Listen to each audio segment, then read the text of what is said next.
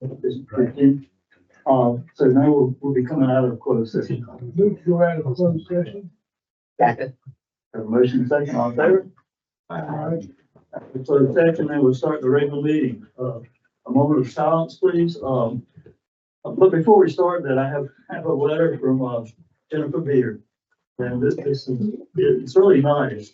She sent it last month, but it went to my spam account, so I didn't get it. But she started out that she wanted to make sure everyone was, that you all knew how much you mean to her and all the stuff that's been pouring out. She really appreciated it.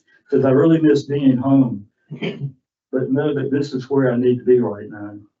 I am so privileged to be a part of such a great and supportive community.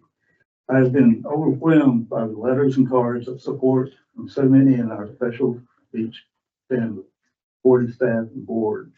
That please let the people know individually how much their support has meant to me. And there's another item in here that she says, it's been quite an adjustment being here. I have told people they could make a #1 Netflix comedy series about blind camp. So she hasn't lost her. So it's great. So we do wish her well and we'd like to keep her in our thoughts. So a moment of silence, please.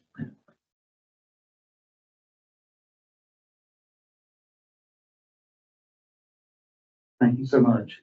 Give a pledge of allegiance.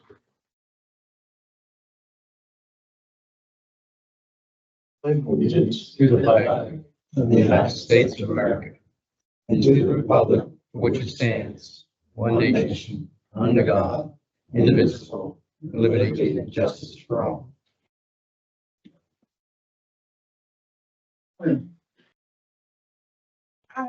Just for the public hearing, nothing for.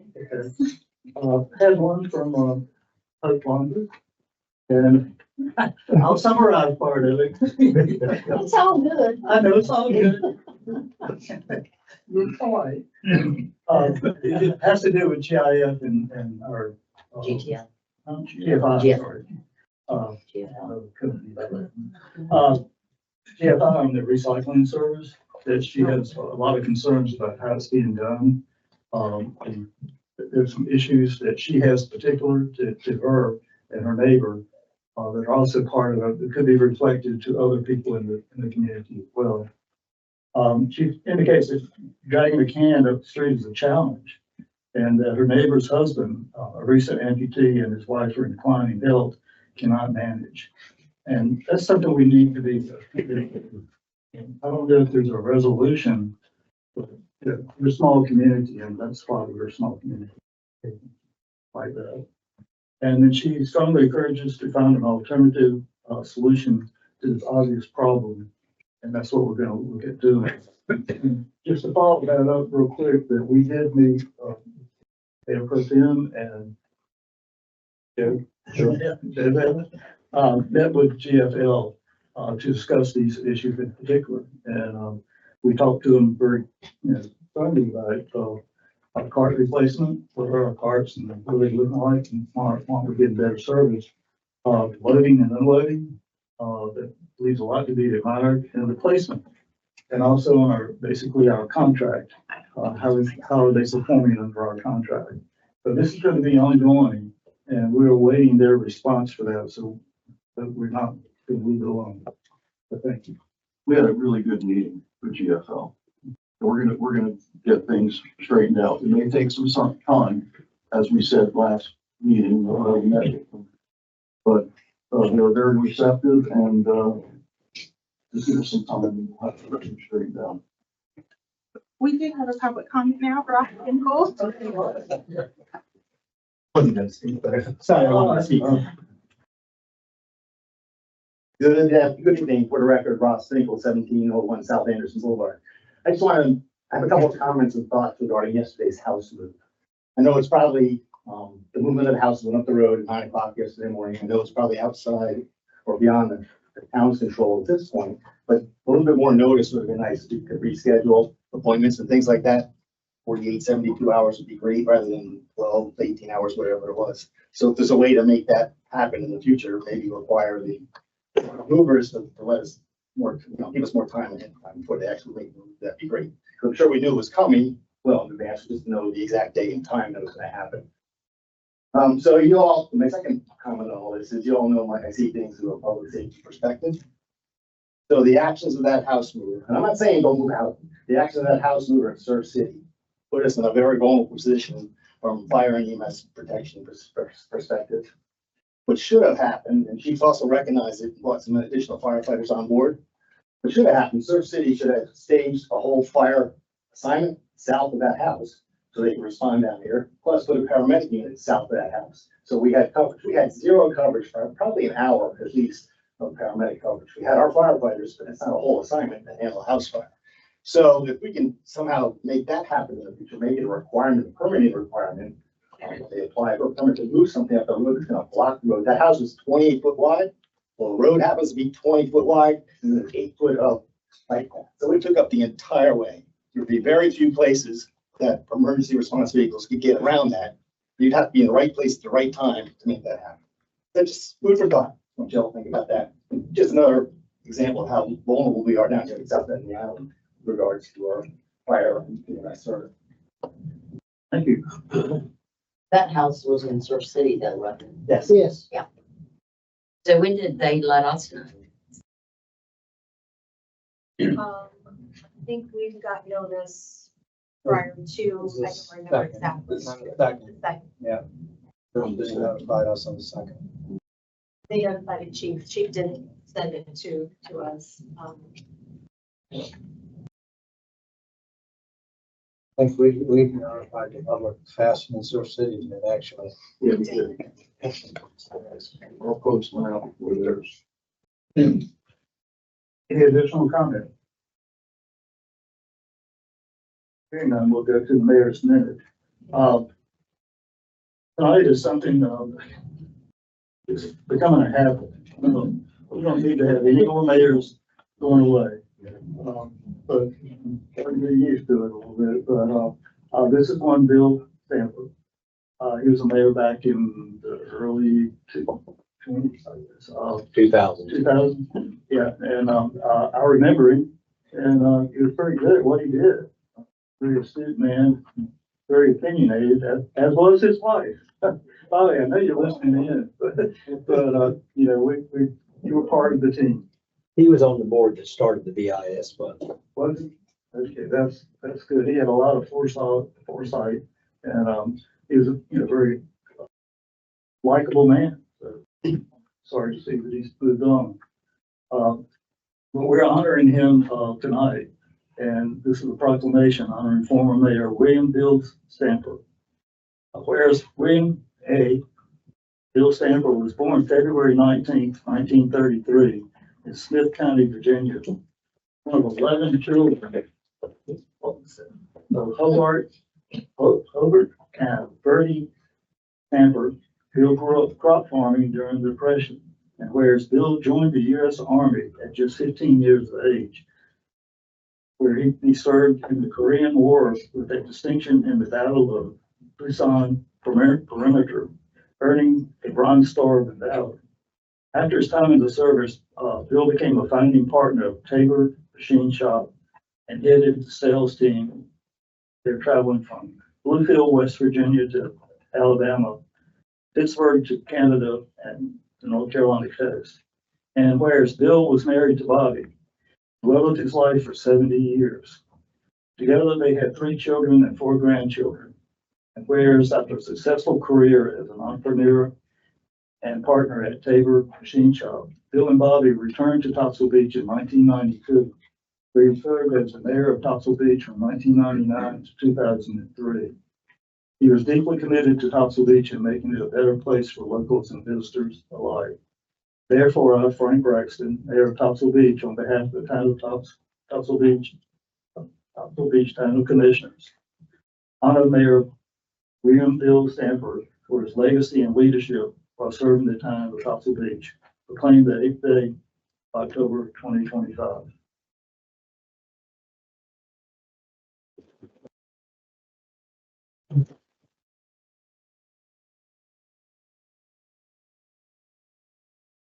care of the mayor's minute. Let's have the approval of the regular agenda. So,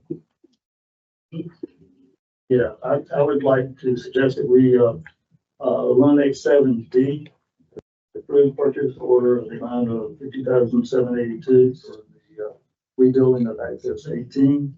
I think this request is to allow a further reassessment of that activity. So that's my request. Any others? Basically, approve the amended agenda. Second. I have a motion and a second to approve the amended agenda. All in favor? Right. Conflicts of interest. Well, let's start. No. No. No. No. Yeah.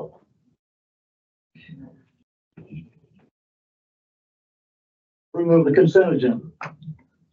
And please note that item D has been removed. Move to approve the consent agenda as amended. Second. Motion and a second to approve consent agenda. All in favor? Aye. Approved. Public hearing, land use plan. West. And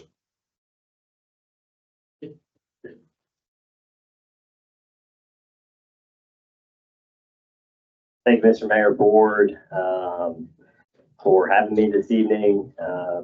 This public hearing is part of the town 2025 land use plan. You all do have a memo in your packet.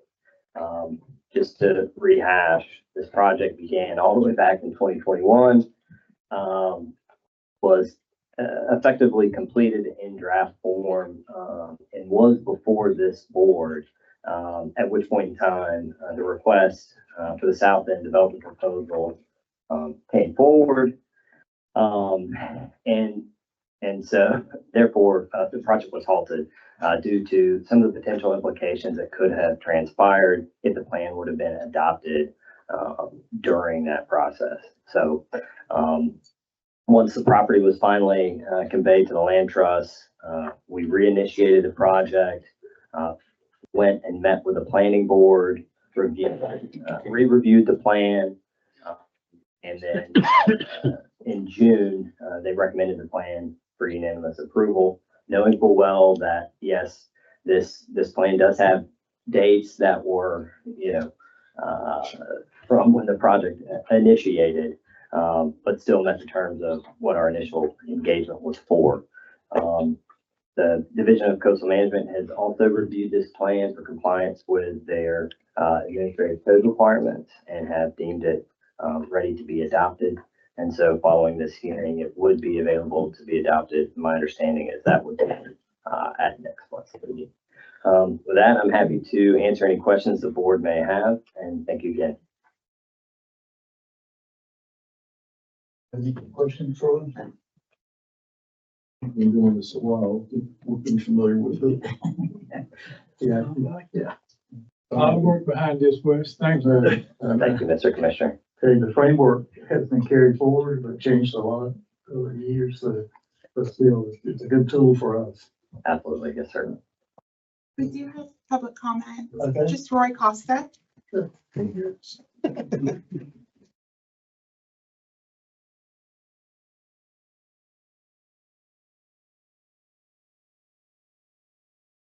Roy Costa, 1414 Ocean Boulevard. Again, I looked over the land use plan. It's been a couple years since I've looked at it in detail. But I fully understand, and I know that Wes just mentioned it, that really a lot of statistical data and some of the other information is anywhere from 3 to 5 years old, but still, still very relevant. The one thing that I noticed that has not changed at all since the initial 2022 plan is that on section 5.6, the description of the inlet area has not been changed at all. Now, from what I understand, the reason we held off, or our board has held off, is to see what was happening with that property. And now that we know that it's permanently in preservation, I really think that a more accurate description of that property is relevant and should actually be done. Okay, it should now say that any limited development, there should never be any development there. This is permanently preserved land forever. And it should reflect that, I think. And again, example of undesirable use, it really is, at this point, will be prohibited use. So really updating that to at least reflect the current status and the continuing future status of that piece of property, I think is really important at this point. I know this is just a guideline, but I think that since it was held in kind of an obeyance of what was happening there, that at least this section should have been updated. Thank you very much. Beth, if you would, for the benefit of folks, just, give a quick summary of what the land use plan really is and. Thank you. Yeah, so for one, with enactment of some new legislation, in North Carolina, any local government that wants to retain their zoning authority is required by law to have a quote unquote reasonably maintained land use plan. So just from a foundational basis, it's necessary. But what it actually is a guidance document. It's the town's official policy document. And for a lot of beach towns, really what it affords is an opportunity to engage the public, understand from the public what is important to them. And as you know, in Topsail Beach, we don't have a lot of large subdivisions, right? We're not having growth management per se. So for Topsail Beach and for other beach towns, we don't understand what's important here that exists today and how we continue that forward. So that has been, we've worked to do that as part of this plan, as Mr. Costa mentioned. This future land use description was comprised prior to the South End proposal. The planning board decided, I would have to go back to the minutes in January, but my recollection from the planning board was that they just wanted to keep everything as is and move it forward to the commissioner. Certainly, you guys are at your discretion to modify any of the language in the plan, and certainly this inlet area description, should you wish to do so as well. And Mr. Mayor, I don't know if that helps answer the question. Just in general, what it is and what is proposed to do. And for us, it's almost like a comprehensive plan that helps us guide growth, and it helped us on the point when I was up for development. So we had to rely on that land use plan pretty heavily. May I ask one question, because I'm curious? That is really not technically part of the town now. It's owned by the state, correct? It is still within your corporate limits, Right. but only in the event that there would be some type of transfer of property. I don't know the underlying restrictions on the deed, all that good stuff. Would there ever be, the potential for some action of development? Is that the My understanding, and William Snyder, who's somewhere back there knows maybe even more, is that and I think there's stringent restrictions in the deed as to what can happen down there in perpetuity. So it's really not the town that now governs it. I don't think it's the state of North Carolina, and it can never ever be developed and is restricted from that, even more so than I would think that we could restrict it. Well, still our zoning is part of that parcel. Right. So the actual use of it is what the state wants to do. We have to fall under, correct me if I'm wrong. Whatever our guidelines are on the zoning, we trump what they get to.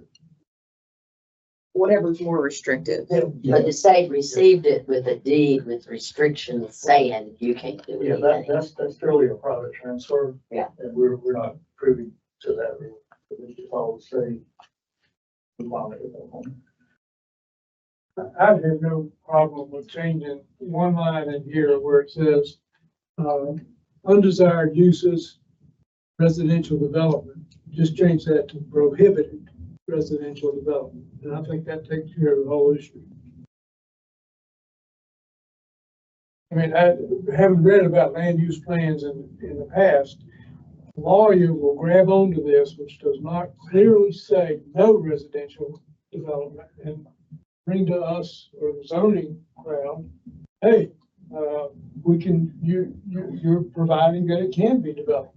So let's just say. I can close that door. In the If land it's use easily done, plan, Wes. it is not, it's not. There will be no controlled, development. but a lawyer will go after that. The commissioner's correct, and you know, when this was initially drafted, you know, there are some regulatory items to this. This is obviously prior to it being conveyed. And so, you know, if we would have, if the town would have drafted this in a way that said no development can occur prior to this happening, potentially could have been, you know, claim for taking, et cetera.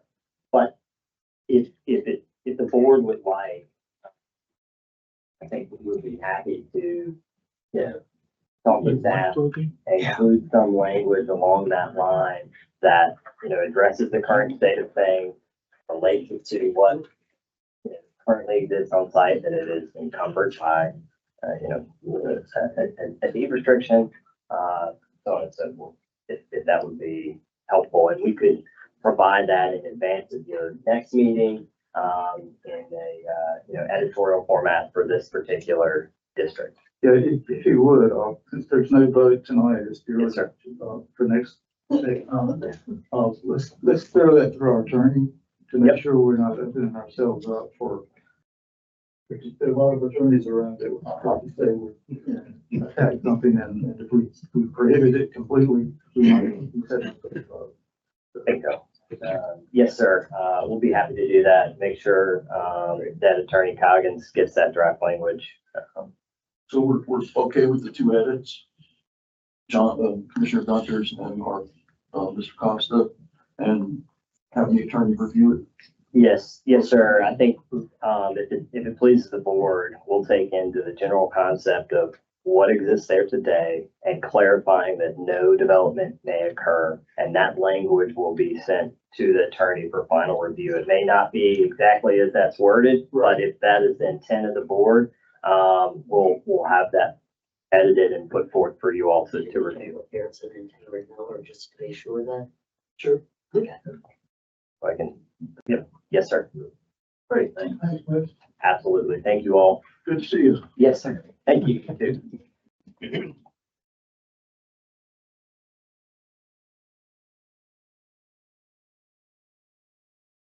To, excuse me, discuss, consider, and vote on funding requests from the hospital area in the Congress. It's always good to be at Council Beach. Thank you very much. I have a presentation. I don't know if you want to pull that up. Did you send it? I do. Yesterday. If not, this is gonna be a really short presentation. Just close the public hearing real quick. Oh, sorry. While I search for this. Yeah, he did something. Make a motion to close the public hearing. Have a second? Second. Have a motion to second, to close public hearing, all in favor? Aye. Rochelle, that's okay. Oh, she comes. It links weirdly.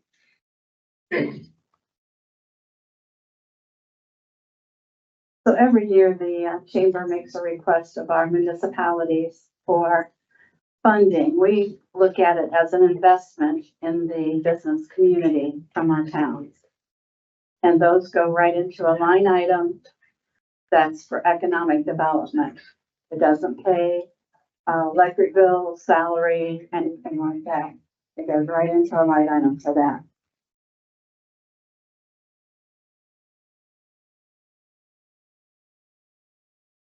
Okay, we're the chamber, we're the Greater Topsail Area Chamber of Commerce, and we have grown to the most members we've ever had before. We're at 465 members. We were formed more than 40 years ago at Elizabeth Fuzzle's kitchen table, and she's still a member. She runs and owns Surfside Sportswear and Gifts. So I get the question, what does a chamber do? Well, it's economic development, it's advocacy for our business community, and it's membership benefits. We're like a three-legged stool. Each one of those support the community and our membership. If one of those legs is out of balance, then we don't have a stable organization. So we've added a lot of projects and a lot of programs. We do Coastal Connections, which is a quarterly networking event for members as well as we welcome non-members because we figure that they're going to visit us about 3 times and they're going to love us and join. And that is exactly what's happened. We have Women Connect, and then we also have 2 groups like that. And then we have 2 morning groups called Mornings with Women Connect. And we've added a lot of programs in the last year. Leadership Pender. This is the very first project that we've done with Berghoff Chamber. The 2 chambers have never done a project together. And this leadership program is a lot like the other programs all across the state that chambers lead. We have our inaugural class and they spend about 8 months visiting our history and culture, our government, healthcare, just a whole wide array of aspects of the county. We formed a foundation because of being a 501c6, we cannot apply for a lot of grants.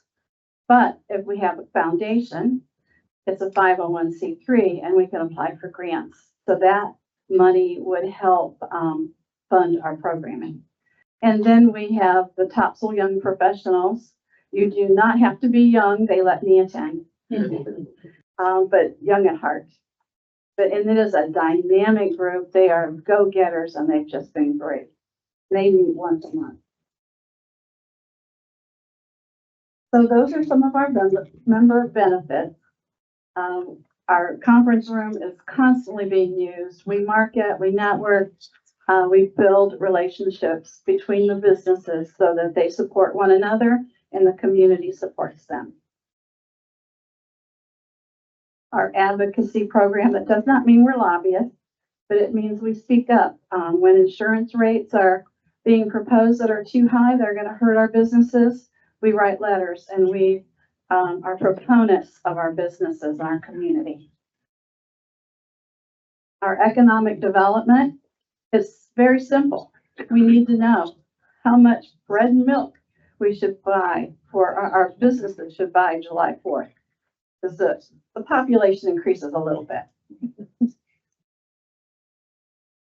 So because the county closed the tourism office, and since tourism is a leading industry in our area, we made an agreement with the Pender County TDA, which still collects some room occupancy tax, and we are their liaison to the state. We are their media buyers.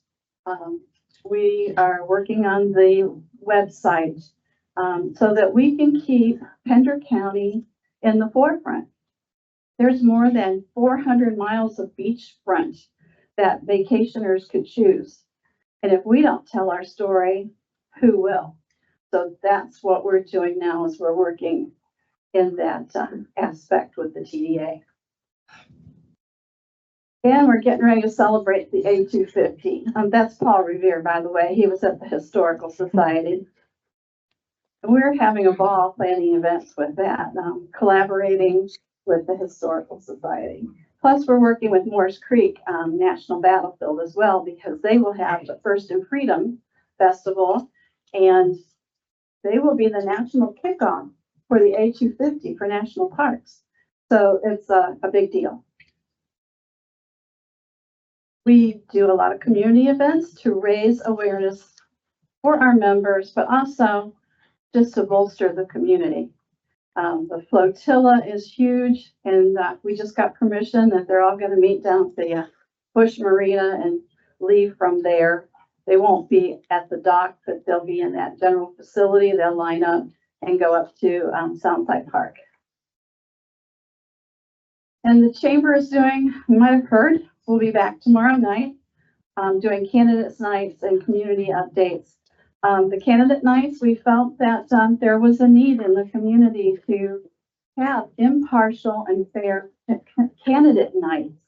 The chamber does not endorse, and, we work with whoever's elected. So, we felt it was important. So tomorrow night we'll be here with the, Topsail Beach commissioners, hope to be elected officials. Does anybody have any questions?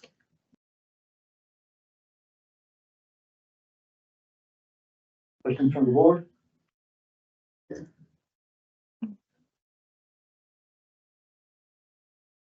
The local members also have left the business, as far as. Local being in Topsail Beach? I'd have to count them, from Sea Vista to, Godwin's, the new coffee shop. Just got a phone call from Robin Orr, who said, I've heard so many good things about what the chamber's been doing. I want to come back. So that's, really exciting. Maybe 6. That's all. Historical society, I'd have to count them. Big shop before that, I'll say that. Big shop, gift shop. Oh, yes, how could I forget that? He's our attorney. Yes, Pirates Mini Golf and Arcade.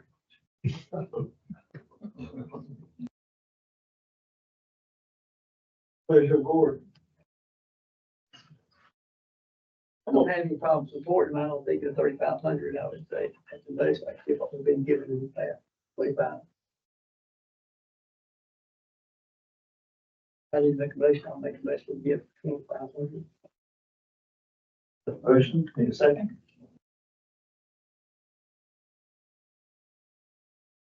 I'll make a second. Have a motion and a second. All in favor? Aye. Thank you all very much. We will use that wisely. Thank you. Thank you for this update. Thank you.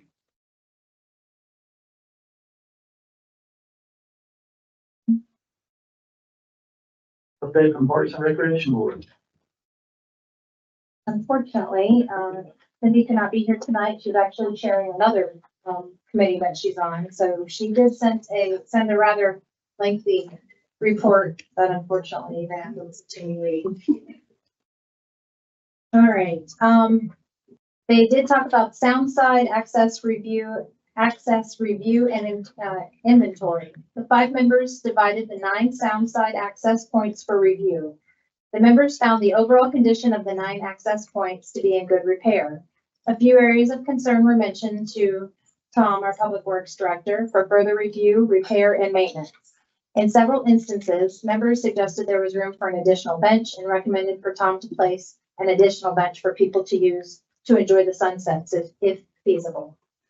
Signage. In the board's review of the access points, it noted the variety of signage on the benches, planters, and railings. The board requested the staff to recommend/design uniform signage to be used moving forward. The board noted that the pillars that mark the entrance to the town center do not appear to achieve their purpose because they are obstructed by the landscaping around them. The board asked Tom to work with Sanderson Landscaping, who provides the town's landscaping, to recommend a design that will highlight this historic pillars and mark a more notable entrance to our town center. Planters. Since the review of the oceanside access points in the spring, the board members have noted the unsightliness of several of the planters that were originally placed at the access points as part of the Adopt and Access program. Many of the planters are not maintained. The planters appear to be more of a way to honor or memorialize someone rather than a desire to provide access, beautification, or adoption. Earlier this year, the board recommended removing the Adopt and Access program from the webpage because it wasn't needed or utilized. The board is hesitant to recommend removal of the planters. The board discussed with Tom the possibility of the town planting drought-resistant, heat-tolerant plants in the planters that have been neglected. He agreed to look into this spring. Gifts to town for parks and recreation projects. The board is using the master plan adopted by the town commissioners to help it focus on what the town may do to enhance our parks and recreation facilities. The parks and recreation facilities consist of the ocean and sound side access points, Bush Marina, and the town center. The board's current focus is replacing the playground equipment. The board recognizes that funding the replacement of the playground equipment will include grants, and grants require matching funds, as well as evidence of the community's interest and involvement. In earlier meetings, the board considered creating a nonprofit foundation that would solicit tax-deductible contributions and decided it was not feasible. The board learned that a local government may accept and solicit contributions to support its programs and projects. While the town should never guarantee that a particular donation will be tax-deductible, donations to a local unit generally will be tax-deductible if the donations are used for a government purpose.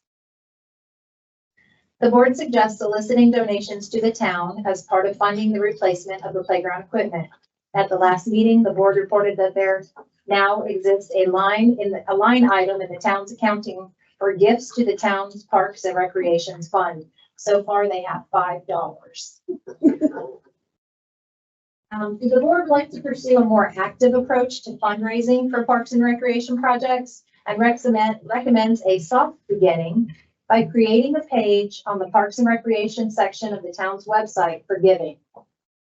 The board would recommend expressing its appreciation for contributions by recognizing givers on our webpage and in the town's recently new quarterly newsletter.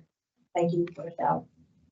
Recognitions on the town's webpage would be updated annually. For larger contributions, a giver would be given the opportunity to recognize someone by placing a plaque or on a bench or a planter if one's available. The board is considering $1,000 for a bench and $500 for a planter. The plaque would remain on the item for the item's useful life. Playground equipment. The board has reviewed the inspection report of the playground equipment at an earlier meeting, and it noted some deficiencies, many items for maintenance and repair, and several safety issues. The board has inspected the playground equipment to affirm the report's findings. The town's maintenance staff has done an exceptional job of maintaining the equipment, but to continue investing in the repair and maintenance of the equipment as the long-term solution is unfeasible. Currently, the 2 slides and the climbing wall need to be repaired. The cost of replacing those items would be high, and the structure to which they would be attached to is at the end of its useful life. The board refreshed itself on recommendations outlined in the master's plan for the playground at the park based upon community surveys, which were replace the existing playground equipment with 2 new handicap accessible structures, one for children ages 2 to 5 and the other for children 5 to 12. Install a shade or cover over it to protect users from the sun, ensure ADA compliance, and include equipment suitable for children with special needs, add more playground equipment for younger children, 2 to 5, remove outdated or unnecessary equipment, and improve maintenance of the playground and surrounding landscape. These recommendations aim to modernize the playground, enhance accessibility, and improve comfort and usability for all users. The board is requesting Game Time, the company that supplied our current playground equipment, with the company the board has been working with over the past couple of months to prepare 3 proposals for the board's review at its December meeting. That will meet the needs of the request outlined in the master plan. The board hopes to present these plans to you at your December or January meeting. That is all. I make a suggestion, is the report going to be that long, forward it to us? Look at it and ask questions if we have any. Duly noted. On the playground, I know the inspection report. Yes. It indicates that it needed to be closed down. There was some, I think 2 areas that were structurally deficient that we had to close the playground for until those were repaired. Is that correct? Correct. And we made those repairs last year. Okay. So all equipment is safe. Yes. Yes. We as a Done town, all those repairs. and we as a town had a lot of requests that or complaints because our playground wasn't ADA compliant. I know it may help in getting grants, but what's the increased cost versus the benefit? Is it something that people have asked us for? I don't think, I mean, not that called the town that we know of, but it was part of the master plan survey that was on there apparently. That's part of the 6, the 7 So was that the bathroom at every access and the showers and stuff? So some of it just Sure, economically just isn't viable. absolutely. Yeah, the playground itself is ADA compliant in terms of access. I think the lower units are ADA. But once you get up into the upper platforms, the ramps won't match it or, it wasn't fully compliant. ADA. But would it be used if we spent the extra money to make it?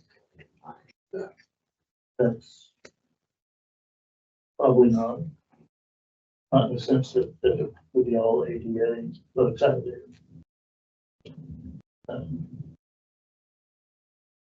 I have another question, about these signs that we're putting up. Why are we using tax dollars to advertise a non-town event with 4 businesses that aren't located in this town? The signs that we have up, 2 signs we put up, For Ottawa top. for on the top, Okay, that are advertising 4 businesses that are not located in Topsail Beach. And the Historical Society has their sign up and they don't even have any sponsors on them.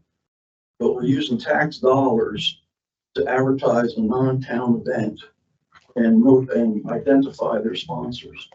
Well, we did offer for Ottawa Topsail to, purchase their own flags and we just installed them up there. We didn't pay for those flags.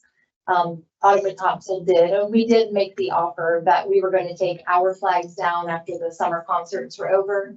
And just to have something up on the flags, so they weren't, So they pay for them. they paid for the flags. We did not pay for the flags. But they're on our the poles are ours. They are. So I'm just concerned that we weren't aware of this and someone made that decision. And I think if we're gonna use anything that is town owned and promote businesses that aren't even in our town, I just was surprised to see those signs of promoting. I don't mind promoting the event. I think the parade should have been in that spot underneath it. But to promote 4 businesses that aren't even in town, I think we need to see things like that before they go up. I'd like to see it before they go up in the future. Any of those signs, whether we put, I think based on that report, I don't think another page would matter. So they'll be coming back next month or in December. Their plan is to come back in either December or January with with their recommendation. Any other comment? Here now, let's move on to update planning board.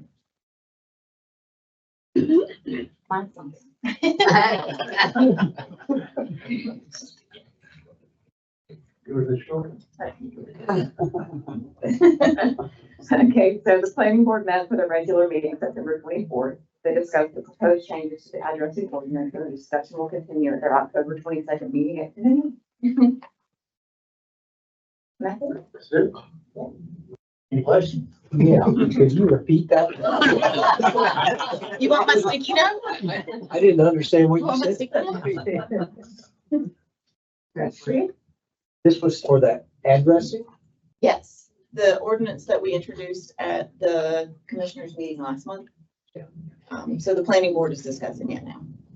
So there's continuing it for the next one. Any questions from the board concerning? Okay, thanks very much. Quick. BIS committee. William.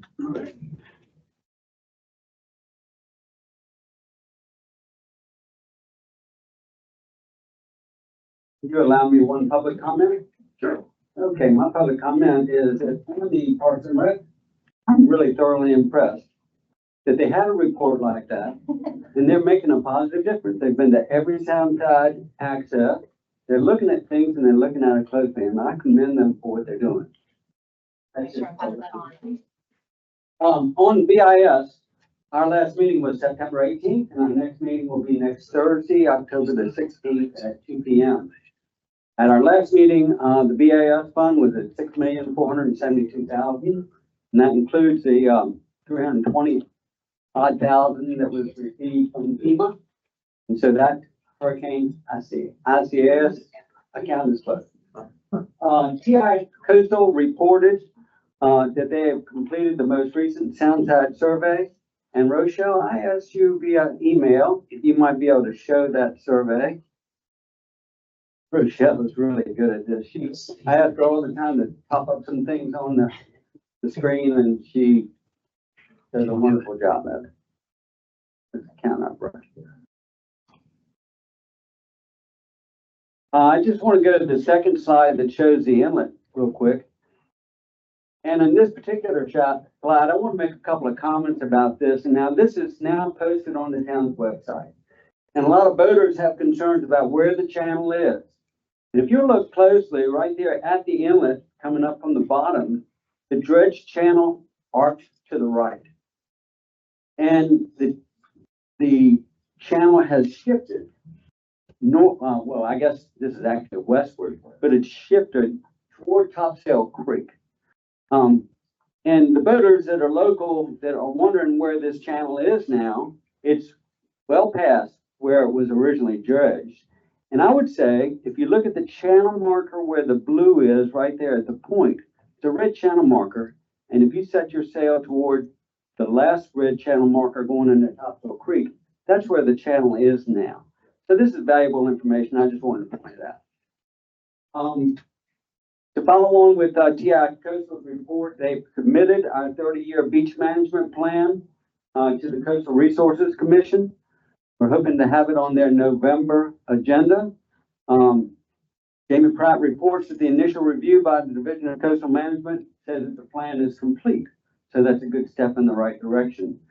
We hope to have it on the agenda. We hope to have approval, because once we get approval, then we can apply for the long-term permit that will allow us to go to construction quickly on a beach renourishment or an inlet maintenance plan.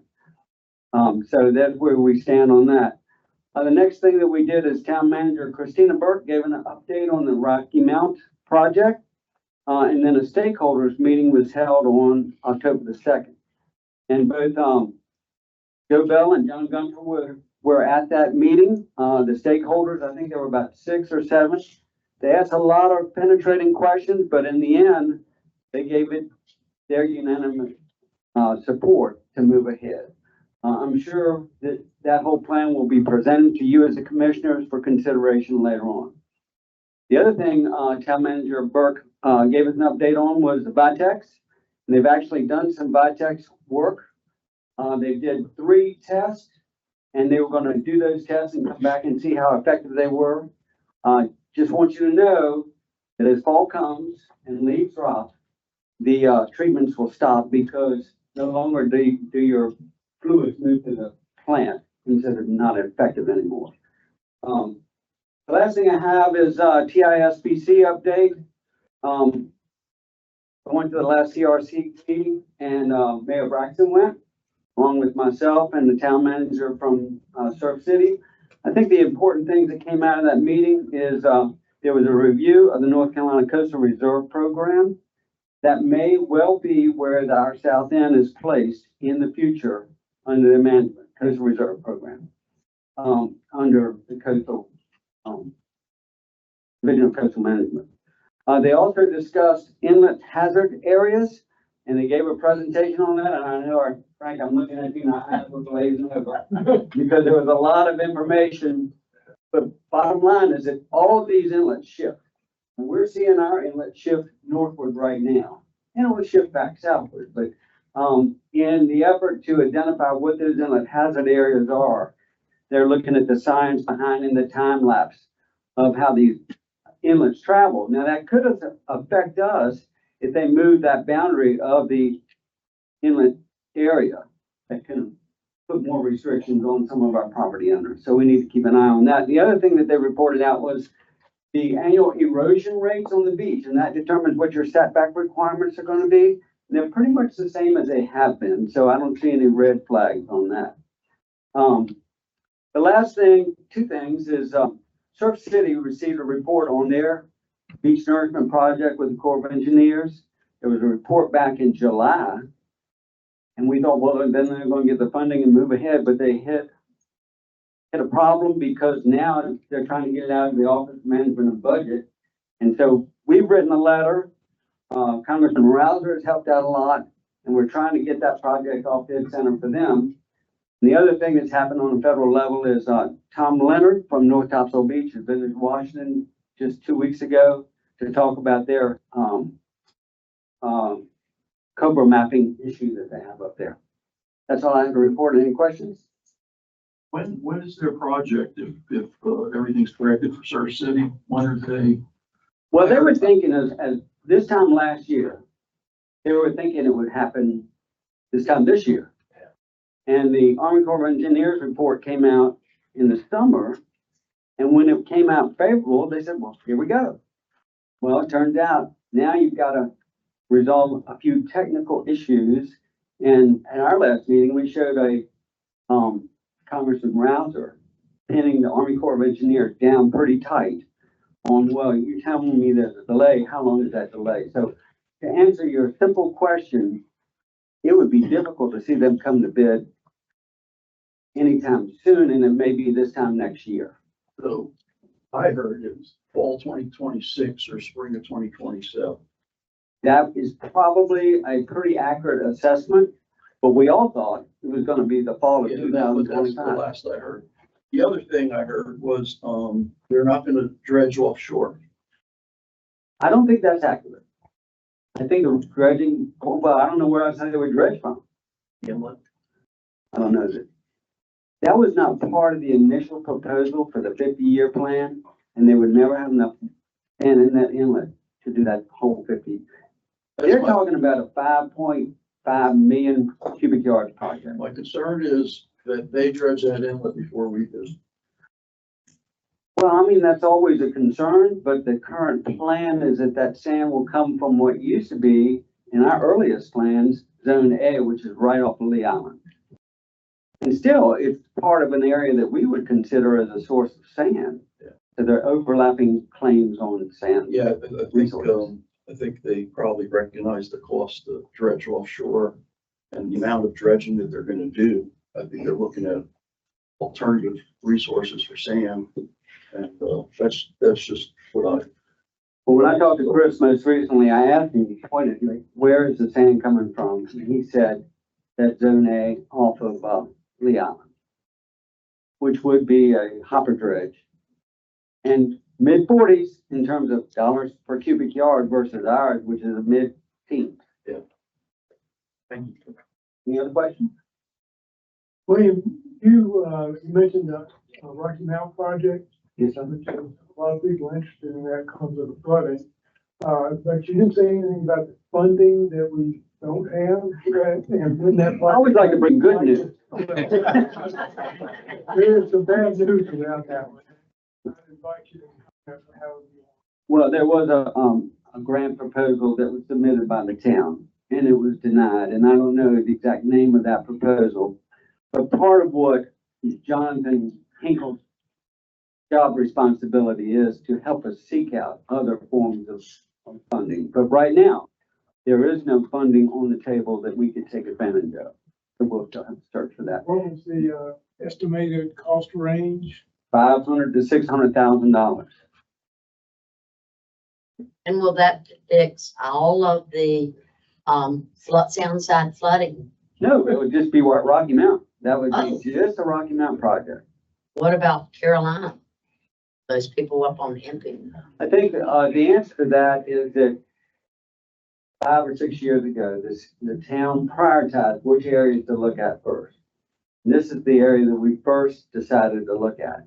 We have no problem elsewhere in the town. Question is, do you start at the most difficult one and then go to the next one and the next one? This is a strategic decision that will be left up to you guys in the future. Yeah, but that was 5 years ago, right? Yeah. Is it still the worst We've been place? working on Rocky now for 5 years. Yeah, my question is, compared to like Carolina, is it still the worst place? I wouldn't, Far worse than Carolina. Yeah, we've already spent $50,000, yeah. So, I mean, scientifically speaking, if you believe the science, we're all looking at sea level rise. And so we are going to have to take steps sometime, to make ourselves more resilient. And this is probably the first step. Well, the first step is out there on the ocean. I did want to add, you've all seen the news recently about Boston and Rodan. 9 houses, 180 truckloads of debris. And then you look at what's happening in Ocean Isle on the north side of that jetty. We need to be very thankful for what we have. We've got a handle on half of the problem. Agree. And you've done a great job. Thank you. Well, not me, it's the town. Well, on BIS, I feel very, we've got a plan and we have a handle on it. And a lot of other towns don't, and that makes a huge difference. But what our beach looks like and the cost of it. Well, I do want to say this. We looked at the future costs, and you as a board of commissioners had to swallow a big frog because you stepped out and you provided the funding that makes that plan solid. So it's not me. Yeah. Any other comments?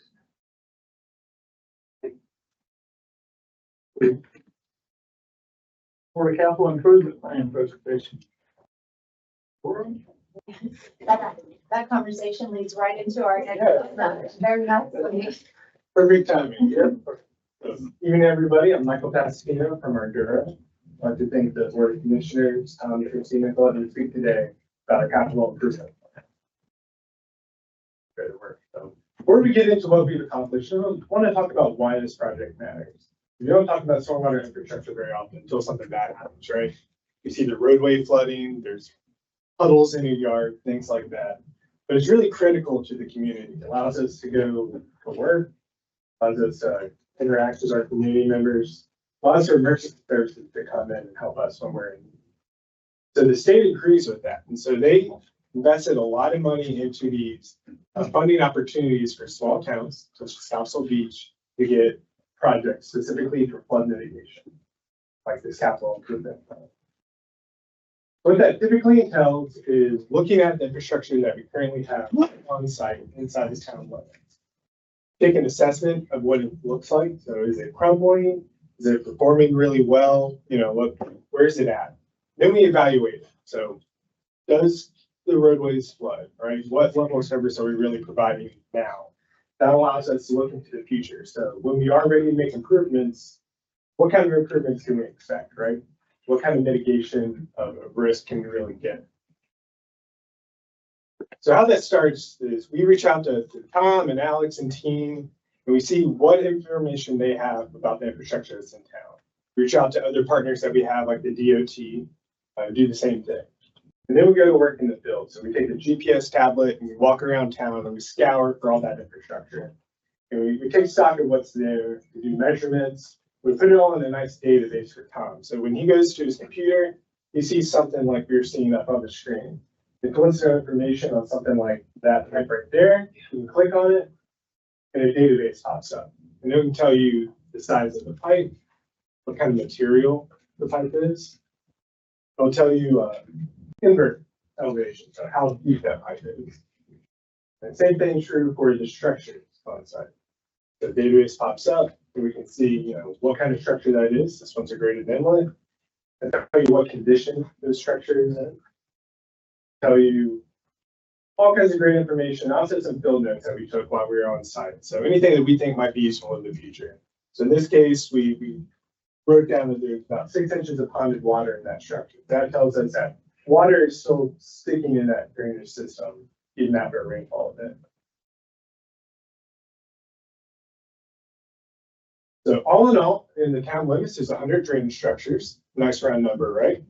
So that entails mostly drainage inlets, like those yellow dots you see on the screen.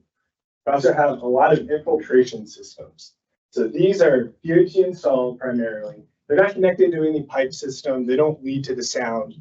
How they work is stormwater gets in and then it's allowed to permeate into the surrounding soils. We have a lot of sandy soils here on the top. And then the other major one was outfall locations. So there's a lot of outfall locations, as seen up here in the green triangles. There's about 7,000 feet of drainage pipes ranging in size from 8 inches to 24. And it runs a gambit on pipe materials, but most of them are concrete, which is great because metal pipes do not work well here in the salty environment here on the coast. There are a few open channels, but they're few and far between. So I think this is one of the only ones here in Topsail Beach, right here in Florida. I know there's one in the Rocky Mount area as well, but not too many. I just want to dial in on the drainage structure. So of those 100, 21 are town maintained compared to 71 that are NCDOT maintained. So one of the things that came out of this project and this inventory is, Tom and I sat down with the DOT, his counterpart. We got to understand how they define their maintenance responsibilities. So it's their understanding that they maintain the structures inside the right of way. And if that drainage system goes across private property and drains to the sound, then it's that private property owner's responsibility to maintain that pipe, that outfall. And so that's what you're seeing, those 8 privately maintained structures. Those are outfall locations.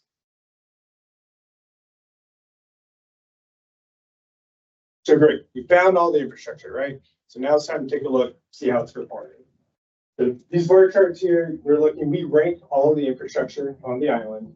So in the green, those are 1. So that's perfect structures, just put in the ground, right? Performing the best it can.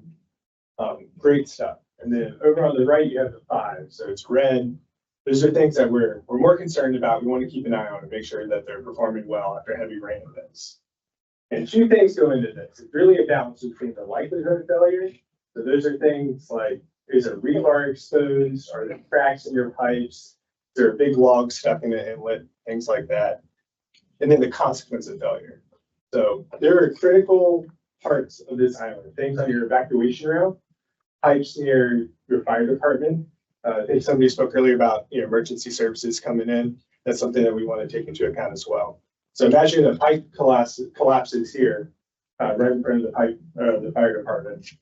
The sinkhole forms. It's going to impede them from coming out and performing their services. So that's something that we really want to focus in on and give a higher ranking.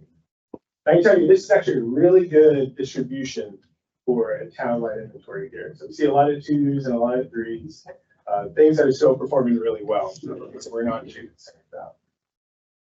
So I just want to dial in on the 5s, the things that we do want to focus on. A lot of those are those infiltration systems. So those are installed in the DOT a while back. And really they're just old. They're not performing as well as they used to, right? And so you guys might have noticed that when you're driving around, water might pond up on there for a day or 2 before it drops down. So it's just not performing as well as they could be. We did find 4 instances where we had a water main crossing through a drainage structure without any kind of protection. So it's obviously a cause for concern. Something could get lodged up in there, right? You crack that water main, and then you'd be without water for some part of the town. So it's something that we want to make sure that debris doesn't get clogged up behind it. Something we want to look at after a heavy rain event.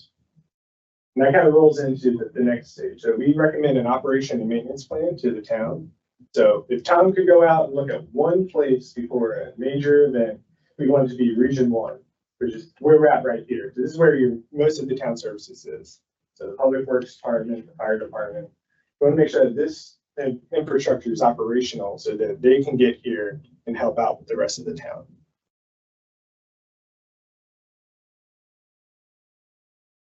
That goes into the next one. So this is like the meat and potatoes of the project. So this is the modeling effort. And if you guys came to our April public meeting, this is what we showed you at that time. So really we're just looking at how is the system performing right now. So we're focusing on frequency of flooding, so how often your roadways flood, the duration of flooding. So is it water ponding on the roads for 2 days? Is it a few hours? 2 minutes? We're also looking at the severity of flooding. So is it 2 feet of water and unsafe to travel through? Or is it something like 2 inches of water and it's more of a nuisance around? We gather all that good information and we roll right into the planning level solutions. So this is where we look into the future, and if we're going to do an improvement project, try to find all the strategies that will mitigate that flooding and make it a little safer environment. So we look at lots of different things. So we look at increasing pipe sizes. We look at adding inlets a drainage system to low-lying areas that just aren't getting the stormwater into the system. We look at alternatives, so things like infiltration systems that we know work really well here on the island. So there's a lot of infiltration systems installed up and down, Surf City, North Topsail Beach. And they're great practices because one, from a permitting perspective, it's easy to get permitted and we don't have to deal with the title. So take all of that into account and try to break it out into bite-sized pieces. So individual projects that we could work on individually instead of trying to accomplish everything all at once.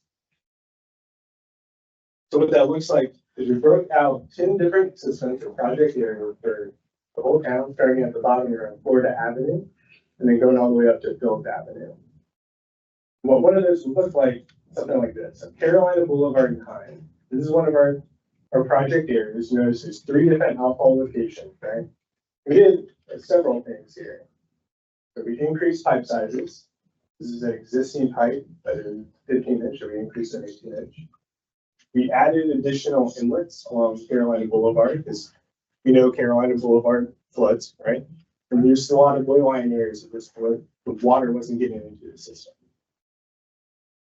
Then we're retaining the infrastructure that we can. So things you see in green are existing infrastructure that we want to keep in place.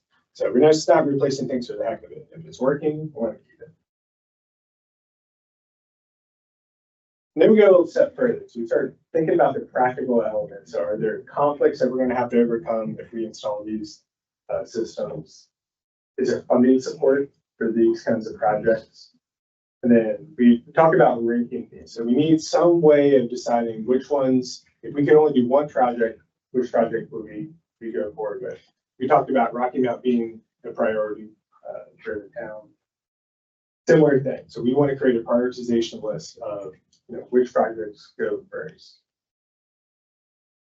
How we do that is with a rubric here. So we hold public health and safety paramount, right? That's number 1. We also want to tackle the ones that are flooding the worst first, right? The areas that we're seeing the most flooding. We also want to make sure things are cost effective. And somewhere in the middle of importance is effective improvement. So we're going to go through the whole process of doing this project. We want it to be meaningful, right? I want to see some actual improvements. And it's still important, but a little bit less so here is the implementation constraint. So this is where you talk about conflicts, impacts to community through road closures during installations, permitting aspects, things like that. We create this prioritized list of individual projects. So when we're looking at this, understand this is just a guideline of what, through our rubric, what we think the order should be. And one of the things that we hope to come out of this presentation is for the board to get a little weight in there. You understand the needs of your community the most. So if there's a project that's, lower ranked that you think is more important, we can adjust this list to suit your needs.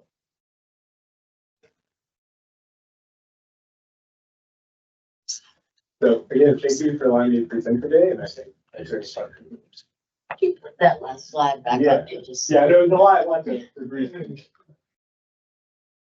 Got a slide on a drain on the side of, say, Anderson Boulevard. There was one slide that showed that drain. Yes, sir. You want to see that? I do, which is, well, I took a picture of it. Yeah, sure. Yeah. Yeah, sure. I'm sure. For shopping shows.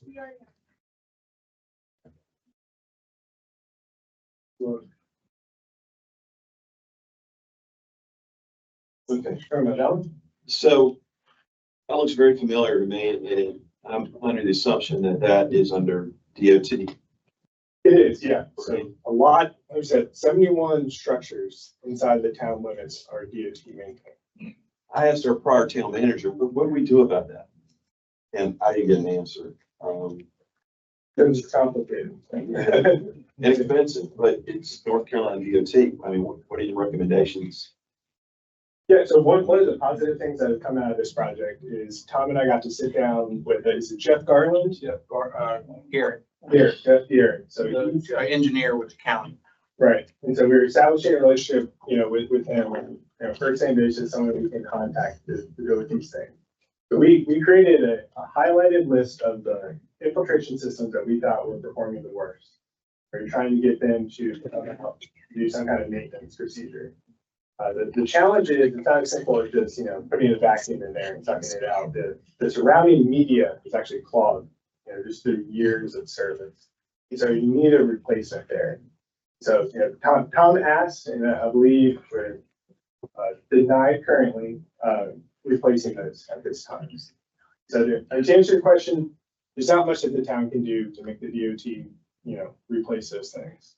Not to get in the weeds, but it seems like Surf City was very successful with that type of project to our north on the main. Yeah, we're talking about those infiltration systems. Yeah. So, yeah, that actually, Ardura worked on those projects. So it was a partnership, basically. So the town, did the funding for that project, and they worked with their DOT counterparts to replace those systems.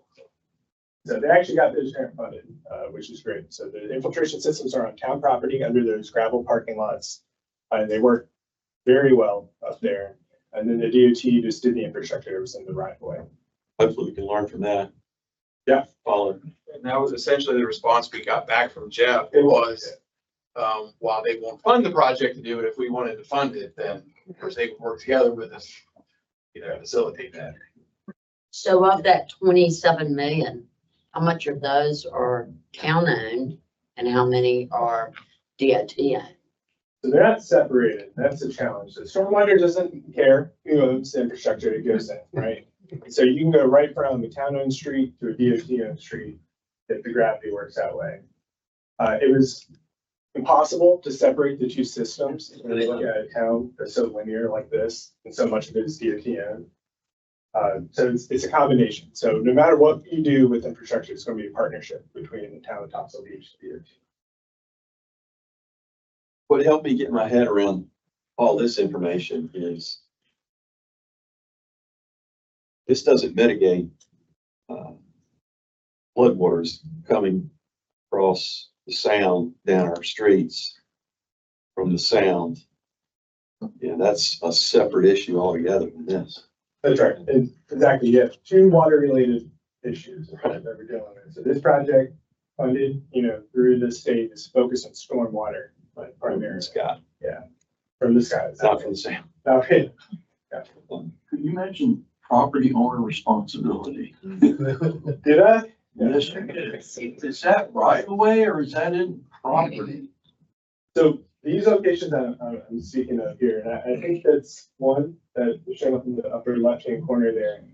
So when a pipe crosses through private property, and there are no existing easements, so the system's probably installed, 40 years ago, more.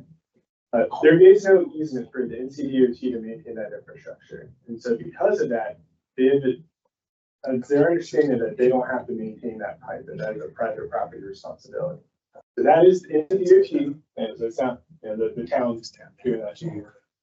Have you run into that previously in other towns and how did you address it? It's pretty commonplace. So, unfortunately, so I don't know if you think about, stormwater wasn't a big issue, 60 years ago. People didn't really care about it so much. So they just put whatever they had in the ground and moved on, right?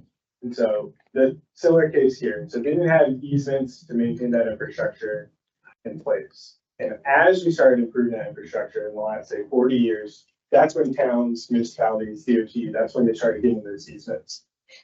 And so that's one way that you can accomplish it. So if you donate an easement to the NCDOT, that'll often help them get onto your property, replace those pipes and that infrastructure.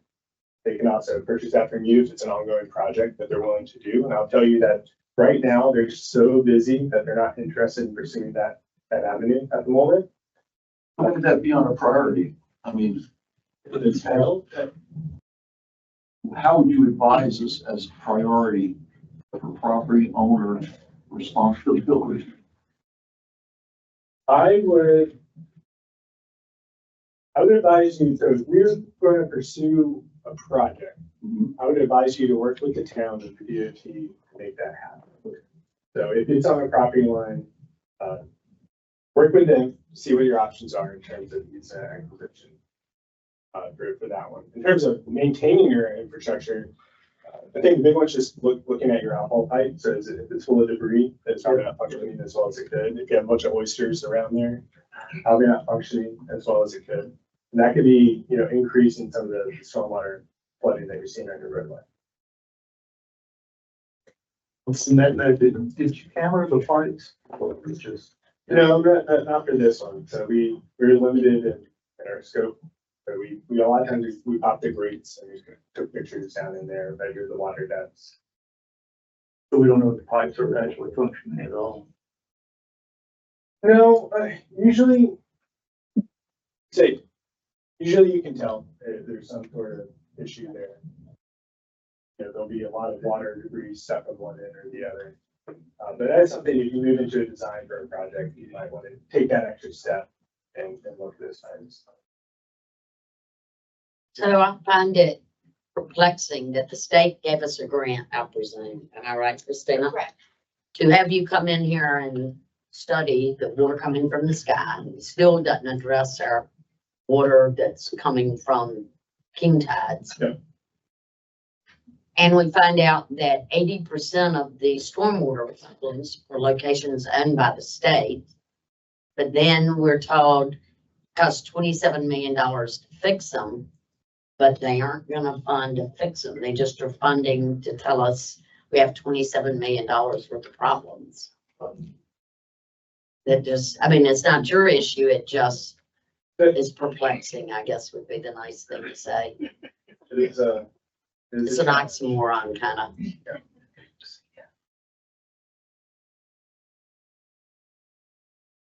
You can't comment on the relative, concern about stormwater versus tidal flooding.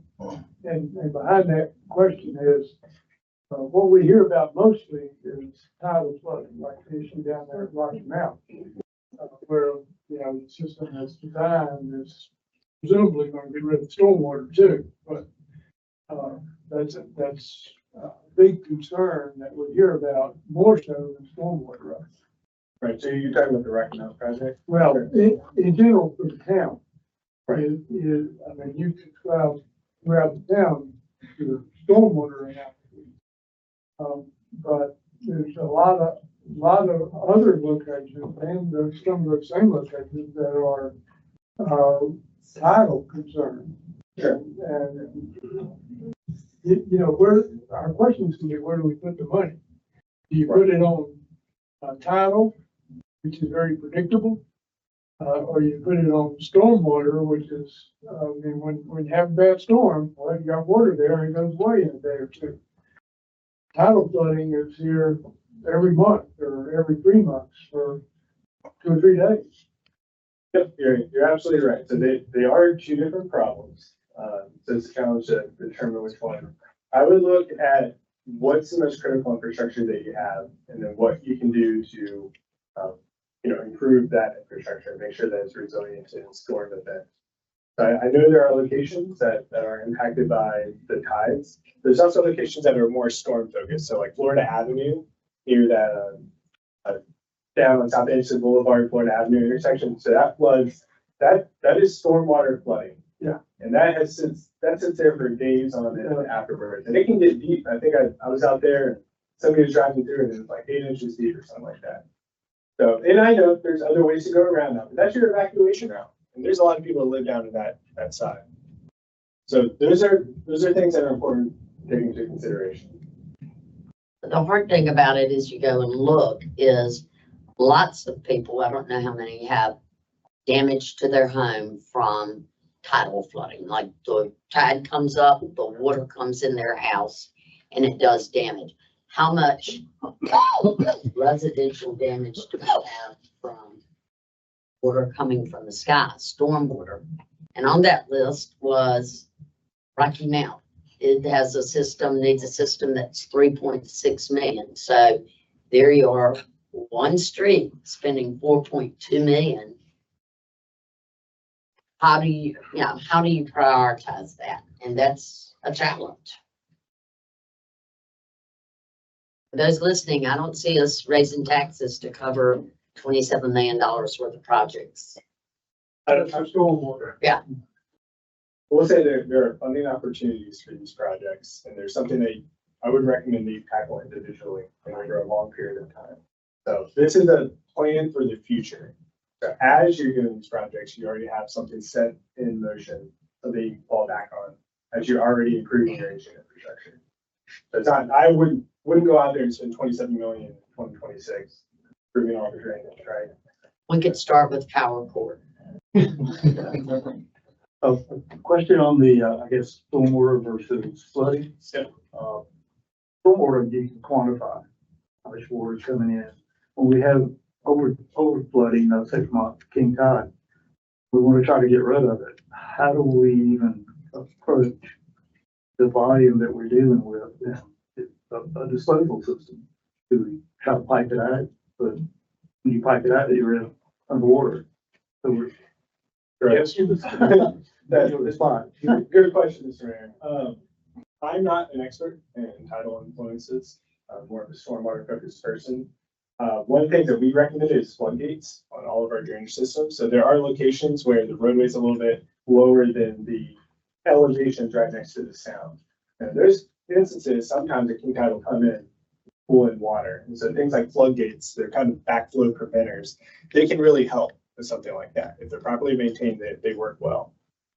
So that's one way. I know, bulkheads. I think the Rocky Mount project might utilize a bulkhead or something of that fashion. So it's more of an elevation driven thing more than a volume of flow driven. But any more detail than that, that is how How much damage does that do to a road being underwater for days and then the road being on top of sand? I'll give you the best engineering answer. It depends. It just depends. So, I mean, I think when it rained here in August of 2024, there's heavy rain events all through the coastal area. If you saw some of the pictures from that, I mean, they had washed out a road in a matter of 12 hours of this being underwater. It just had a sheer force. So it can happen right away and without any kind of cause, or you can be underwater for 2 weeks and nothing will happen. There's no way to predict that. But there's identifiers when a road is going to collapse or from erosion. Yeah. Over the long term, exposure, you see like rilling, things like that, especially if there's a nice hill. That's one perk of being a flat island. You don't have to deal with that cone of pressure. Because we've had this consistent flooding on these roads that you identified for years. And you worry about the integrity of the roadway. Yeah, especially when you're talking about evacuation and the roads that need to be opened or. Lot to look at. Thank you. any further questions? I'll have to determine prioritizing stormwater versus tidal flooding, how to fund it all. Tremendous. Thank you so much. Thank you. Appreciate it. Update on the public safety building? Take that or? Our last meeting was with the team again, the design team, staff, and the contractors and the various engineers that we're dealing with. We're starting to focus in on the building now, talking about things that are very pertinent to the people that are going to be there. We have some changes in shifting of offices, mainly to make it more functional for the police, more so than fire at this point. We looked at equipment rooms and where our equipment rooms sized to the point where we could handle all the structure that needs to go in there, the infrastructure. And we want to make sure we didn't have it at the hall or just under a step or something like that. So we've been working on that. And then we started looking at the communication. How do we communicate within the office? How does someone from the public come in and get the attention of either the police or fire from the outside? If we're at after hours and the elevators are closed, we looked at some type of intercom system or system that people can talk back and forth. The other is the IT needs. How are we going to handle this building, whether it's going to be wireless? Or we're going to need to add certain things for just for the equipment, make sure we can get everything in there. And these are good conversations we had, and a lot of it was with the mechanical and plumbing and the electrical folks from the design team. That started giving us their input. So we're closer to getting the final plans done. The next meeting is tomorrow, Thursday, and that's to evaluate the equipment that we have. How would we shift the equipment that we have, and what are the needs? Is it something that can be shifted? Is it obsolete that we shouldn't be shifting it? So it's a matter of going to the next step. And I don't think there's anything else. We're not down to lighting yet, or colors, or anything like that, but we're getting closer. Yeah. It is amazing progress though, since I guess July, 1st of July, to be down to specking what size washer and dryer is Bo gonna have for turnout gear and what kind of electrical outlets will it need? That's what I call getting down to the nitty gritty. And bless John Gunter, he first calls me Miss Aesthetic, he's Mr. Anal. He sends out copious notes on all of these meetings, which is so helpful because we move faster, and yet every single commissioner has the information to stay up to date. So that has been very helpful. Or any questions from anyone? More information that you might want? As I can. Yeah. One aesthetic issue unresolved is whether or not the roofs are gonna be flat or slightly gabled. And that's manageable. You gotta see it inside. Anybody who wants to look at it and help decide, let us know. Talk about the roofs on the little. On the cupolas on the corners of the building. Because what we're trying to do is tie it in with the existing tower that's there. So it doesn't look like here's this legacy tower and whoop, there's a building. So by tying the architecture into it, the mayor had a great idea, is the legacy tower will be painted the same color as the new building. So they will look like they belong together. We've had several people ask, could you not incorporate that tower building as part of it? And that tower building was built sooner than many people in this room were born. So it's getting it up to code to incorporate it. While it would be a great idea, it would cost a lot and it would be a waste, I think, of money. So I think it's gonna look nice. Any further? Discuss, consider, and vote on donation of Christmas decoration to Lakeland staff. I will say that anything going to Lake Linda is probably going to hit more people visually than we are existing in the time. I think everybody in Pender County, in Hanover, and probably Onslow come to Lake Linda. We get to have our. Yeah, so essentially, as we begin to go through the Christmas decorations for the season, and we've been replacing them as we go. We had 10 snowflakes that you approved earlier for surplus. The idea was potentially donating 5 of those to Lake Linda at your discretion. And what nonprofit do they support? I never realized they were a 501(c)(3). I do not know. I know they've recently become a nonprofit. Yeah. Anybody out there know?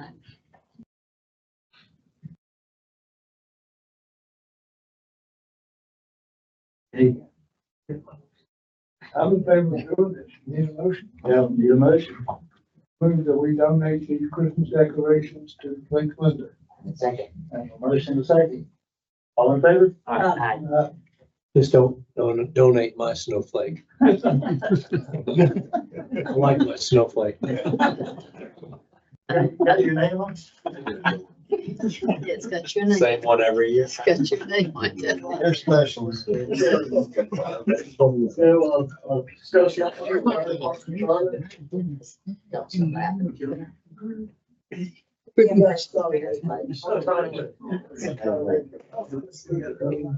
Discuss and consider a vote on proposed amendments to solid waste ordinance. no stranger to you. You guys have seen this before you for the last couple of meetings. Some suggested amendments. One, to clean it up since we no longer have the, recycling center. We have curbside recycling. But in addition to that, some suggested language that would, put more parameters on when trash carts could be pulled out, when they needed to be pulled back up after, service. So it's really just a discussion item if this is something that the board would like to move towards. None of the language has changed since the first iteration. I've had no additional comments, but, just based on some internal discussion, I did add on the very last page, section 4 to, section 2846, I added number 4.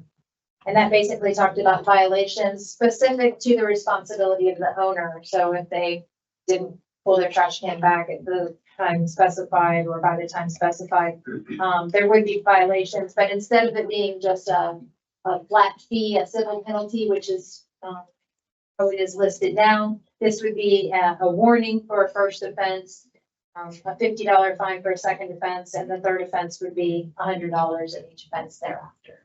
Is that similar to Surf City? It is. And again, this is, it really is for discussion. If we feel that we need some more discussion and work on it, we can certainly do so. There's no urgency necessarily.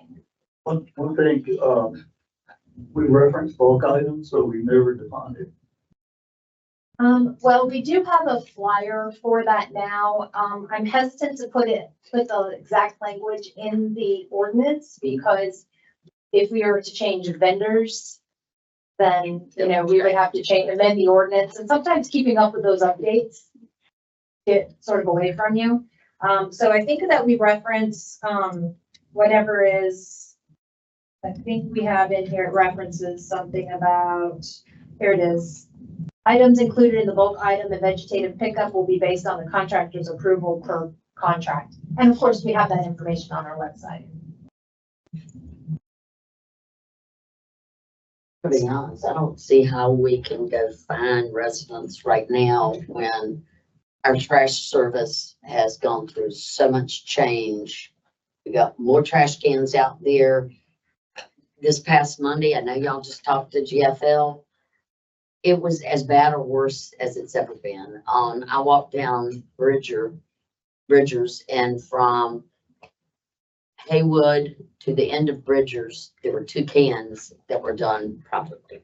All the rest were either turned on their side. Most of them, the lids were wide open. And we just raised the cost for our recycling by $9. And to come say, on top of that, if you don't push back what is now, most people have 2 cans, everybody has 2 cans, some have 3, and they aren't even handled right. We need to give quality service before we look at charging a fee for penalties, and we're a long way from that right now, I think. Yeah, let's continue this until we meet again with the vendor, because we are under contract. It's not like just walk away. Oh, I know. But I'd like to see what they're gonna come back with and give them a chance to skinny up. We had a very positive meeting with them we addressed, our concerns, and they were very receptive to those requests. And we also addressed the communication of that, if our residents calling GFL and us not knowing who's calling and for what. But we said this last night, it's gonna take a little time, but I'm very optimistic with our meeting that we're, based on the contract, we're gonna fix everything the best we can, but it's gonna take a little time. And I'm referring to what we're talking about now. Let's, to your point, let's wait until we fix GFL and their service and what they're requiring, or what we were requiring them to do in the contract, and go from there. The same contract we have, Surf City has, and North Topsail Beach has. So it's fixable. It's just gonna take some time. Like Tim said, we were very They were very receptive to our concerns, and we talked about all the concerns and the complaints that we'd have from the public. And they were very receptive on making changes, and I think we talked about coming back in January, meeting with them. Yeah, we're not just gonna fix it, we're gonna make sure it's fixed forever. I think we need to touch base, but rather than wait 6 months. It's been 90 days and I don't see an improvement. Maybe touch base with them in another 90 days. And if we could quantify during that time, how many problems there are, because the town has the right to find them. They are, so the problem we ran, or the concern we had was the communication. Yeah. So everyone was calling GFL, telling them about lost wheels, broken cans. We were not aware of what that, your calls to them, we were not aware of. We are now going to be aware of it and hold them accountable. So to that point, we're going in the right direction. We're gonna hold them accountable to the contract that we signed with them, which is the same contract as the rest of the island. And it's just gonna take time. The gentleman we talked to had to get some approvals. So that's what we're waiting for him to get back with us. I called them out and I said, I needed a GFL truck in our Christmas parade. Because they need to do they need to do something for our town because none of the residents are happy. But I'm just saying, can we touch base with them instead of giving them another 6 months to see if it It's gets not, better? it's not, they're getting back with us this week. We had the meeting with them last week or the week. Well, that's why I thought Judge said we'll wait and see how it is in January. So we're gonna give them the opportunity. Yeah, about when they think. We're gonna give them the opportunity to fix things that we asked this last meeting, but we told them we're gonna continue to meet with them. That was what Joe was saying about in January. We can't, until we're satisfied with their service, we're gonna keep meeting with them. And, What about ultimate tops? I mean, we need to have our act together. Around town, we're gonna be on parade, you know, we need to look good. It's something we need to plan for and talk about, garbage cans. People take care of the trash from that. Yeah. But having the town look good when the visitors come in. Yeah. We don't need fucking trash cans rolling down the street either. Or trash cans sitting out on the right of way. In the past, we've made arrangements with our public works people to help us if there's things that need to be done before that event. So I think we'll. is that something? Yeah. I need a motion to continue to next month. Second. Motion second, all in favor? Okay, now you volunteer fire department. Yeah, so, always looking for ways to save money. So fiscal year, and these numbers are from Connie. Our total cost for our volunteer fire department was $96,754.83. For this current year, there was an increase and it was insurance mostly. It's well, actually it's not, something went down. It's 95,000. It's almost the same.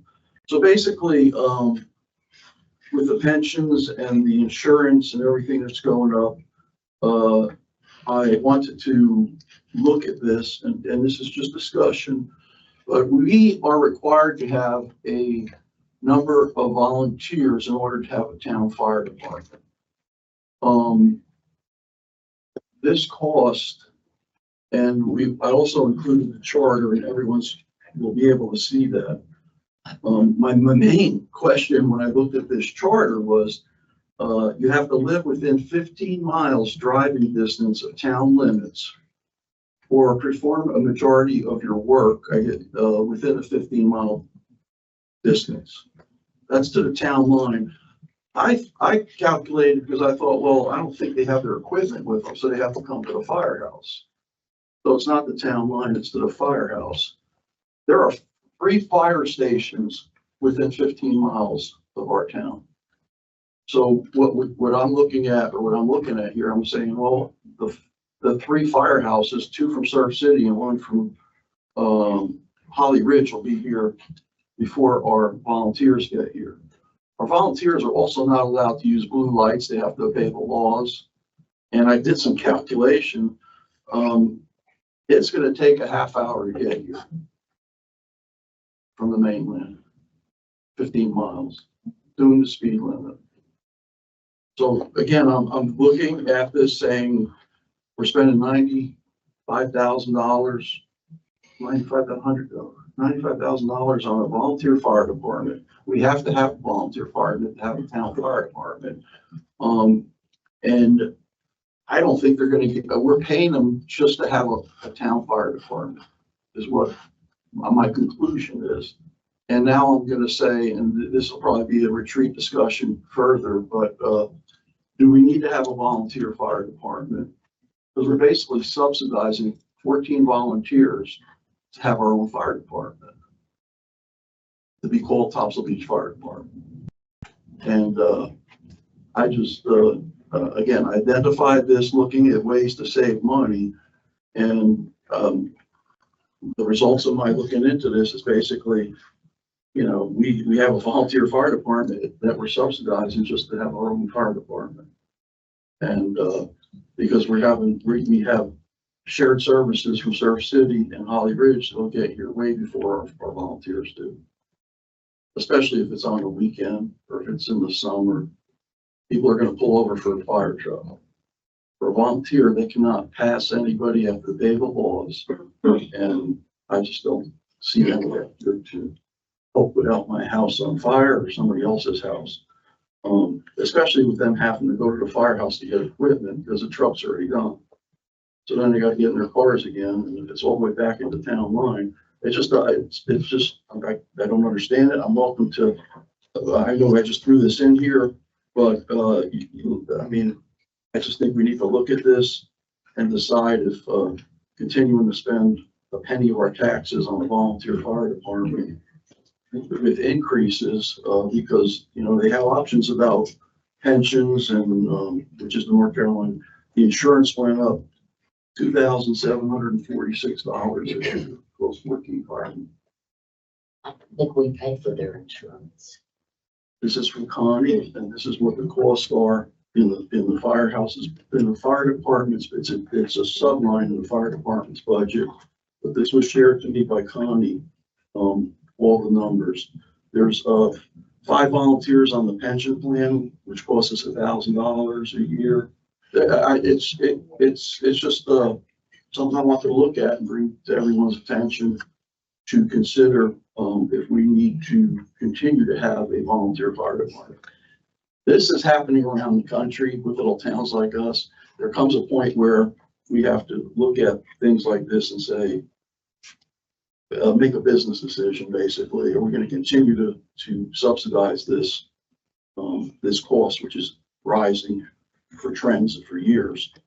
I'm welcome to hear what anyone else has to say about this. I have a concern, and I think I told the chief concerning ISO rating if we don't have a volunteer fire department. You got to speak. Sure. You don't have to have a volunteer department. You must have a 15-man roster. So either you pay by, you have 15 full-time firemen and no volunteers, or you have to have volunteers to replace those firemen we don't have. And at this point, we only have 9 firefighters. So you've got to have volunteers to take over the other slot unless we are going to hire enough paid personnel for have 15-man roster. That is required. The 9th one I thought we did in the budget. Am I correct? That's right. Yeah. The 9th, I'm sorry. Yeah. So so the trade-off is the number that I looked at that was in the budget for the firemen is 82,000. It's the line item for stipend. And my understanding was we pay them 600 a month. Yes. Tiered system. A tiered system. So you either have to have more full-time and they cost, I think you said one time, 87,000 for each counting turnout gear and benefits, or we've got 13 volunteers for the same price of 1 full-time. That's correct. And are we seeking more volunteers or? We're not seeking any this time. We've got 13 and we're not seeking any. The only way we would even consider it, it's been like that for about the last 6 or 7 years. If a qualified volunteer moved in the city limits of Topsail Beach, we would consider putting them on so that they would be here. And we have two right now in the We have city two. limits, correct? Correct. And to add to that, I know, ISO rating means a lot. It's your pocketbook, because, you know, with a certain ISO rating, your own insurance goes up. So we transferring that cost to individuals, and giving it under our tax rate, which might be cheaper. So I think we need to look at all angles. But I'm not happy with having my insurance go up There's, to save a little bit of money. there's other resources that we could look at. Can I ask for it? Shared services, using Pender County EMS, just like Pender County Fire and EMS, using Surf City as a shared service, which will keep us with our iOS or whatever rating, and will save us money. But this is just, I just wanted to bring this out because I think we need to start looking at opportunities to save some money. I would agree with that. I would agree we need to look at ways to save money, but I don't think picking one item right now, like the fire department, is the right way to do it. I think we need to do it as we start, assuming we're, same people are up here.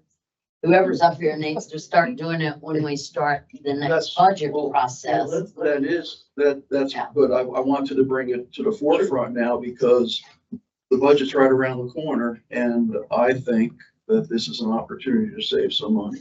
And so I was just curious, but I'm not hearing a lot of comments from everybody what they think, but whether it's shared services with, I mean, everybody got their tax bill and saw the EMS charge on there.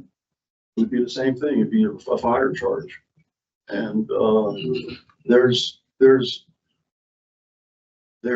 all kinds of positives to entertain looking at other options. Let's move this to a discussion. I think tonight we're just going in a whole. Make a motion to move this to a retreat discussion. Have a motion? And move. Have a second. Have a motion, second, all in favor? Aye. Aye. There you go. We did stay tuned. It's on there now, so address it. Discuss amendments, chapter 4, animals, article 3, portrait. Yeah, so as you know, on the south end, we used to have no houses built south of the Sea Vista where a horse trailer would come and stage their horses to use our beach for exercise, for entertainment, whatever. But it seems like there's a business there. So with all those homes built on that particular road, the horse trailers are now parking on right of way. And I don't know if you have the picture that I sent you to put up. And I just think we have to address this. This is just a day at the south end, where again, previously they were on Ocean Boulevard there and there were no homes there. So it didn't bother anybody. They had enough space to put their horses south of the trailer or north or whatever. They were off the road. But being there's homes there, they're not parking their trailer there anymore. They're parking on the right of way on Drum. That's on Drum Boulevard. And I just think we can't address it now because I assume they have permits for the season that they're allowed to walk on the beach.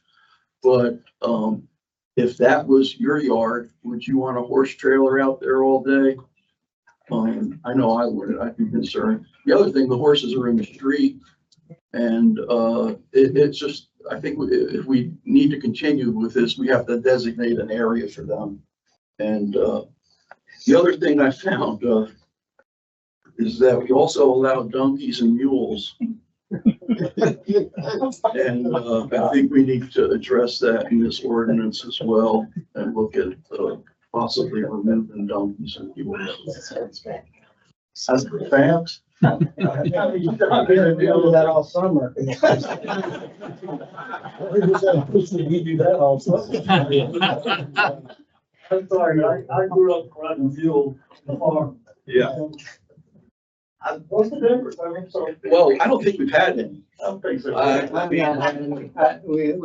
never seen it. And to give you perspective, I think we've 3 horse permits is all we have so far sold. I think I've seen interest over the years wane in horse riding on the beach. But to your point, I mean, we're running out of space for them. The trailers. So. And they're there all day, from my understanding. It's like, what they do is they keep the horses there, and who's ever running it's a business, they're farming people in to ride for a certain amount of time. So maybe in the future, if we limit it to a certain size trailer. Yeah. You know, I just, they found a place to park, and I don't think we should let them park on the right of ways. We designate an area, whether we find one or not, or I think. So the one I saw, there, watching them come in and see them, the trailer that they came last week was considerably larger than anyone they've ever had.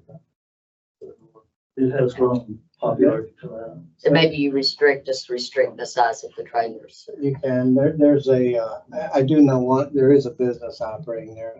I think they charge for bring people riding. So I think that's the trailer you're referring to. Like I said, we didn't have this issue when we had all that room for them to be off the road along the dune. It wasn't a problem, but, now they have to find a place to park their trailers, and their horses are standing around waiting for the next group, and just take a look at that. Don't quote me, but I think all last year, I think we had maybe 15 permits for the entire season. So is it the same? We'll talk about it. Yeah, can we move this to the planning board and then take over there? I know they're gonna love it. I think Done. I just want to give people a different perspective on this issue. At our last meeting, we were talking about fishermen on the beach in the winter. Now we're talking about horses. And everybody I talk to around town is worried about Topsail Beach losing their culture and their identity. I was fortunate enough to meet Mrs. Orr the other night, and she shared some pictures of their family riding horses on the beach for many, many years. I learned that there was a horse corral right down the road here on the island. I didn't know anything about that. So there's a history of horses on the beach, and that's somewhat unique to us. The only other issue of horses on the beach is when you get up in the Outer Banks, and there's wild Spanish horses running around. Everybody tries to keep out of the streets and keep safe. But I'm just bringing up the historical perspective of it, and it sounds like we could come up with some reasonable safety requirements and space requirements, and just plan for it better than we ever have in the past to keep that dream alive for the beach for a while longer. And look into, to me, there's a difference. The individuals that have always been riding their horses down there. I rode horses probably when I was 10 or 11 down there with Tessie or Robin Orr's sister. But the businesses that are using it as a tourist destination, that has a little bit different feel. We need to get more information. I didn't realize it wasn't just individuals coming down with their horse. you kind of limit that by limiting trailer size too. It wouldn't be cost effective to take smaller trailers. But I agree with John, individuals riding their horses down there is part of who we are. As long as they pick up the food. Let's move to the planning board. Let's take a look at it. I think Dad ought to go to Parks and Recreation. I mean, the planning board. That would be a lot. Bring it on, bring it on. We're not that busy.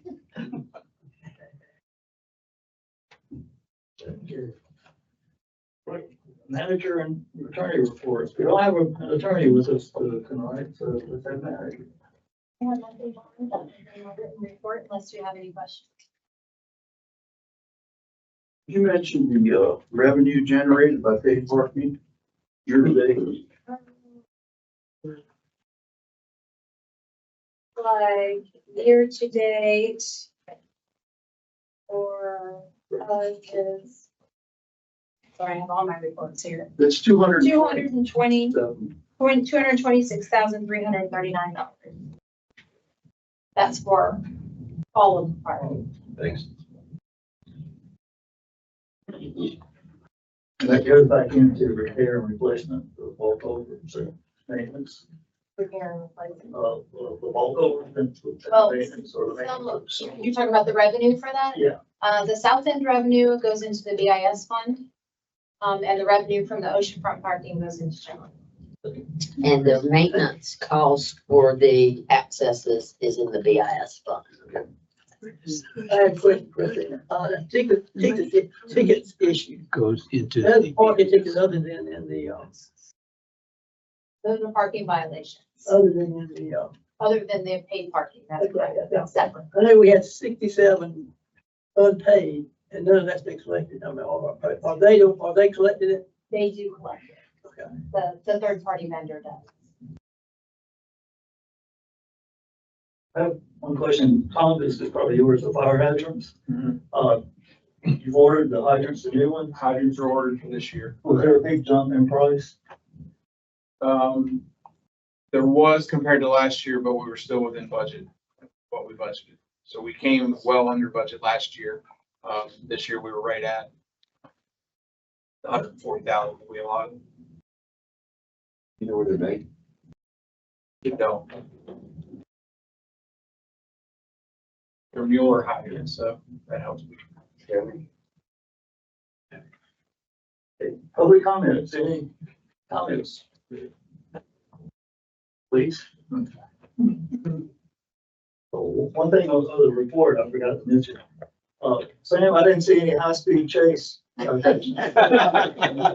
arrests, Mayor. Any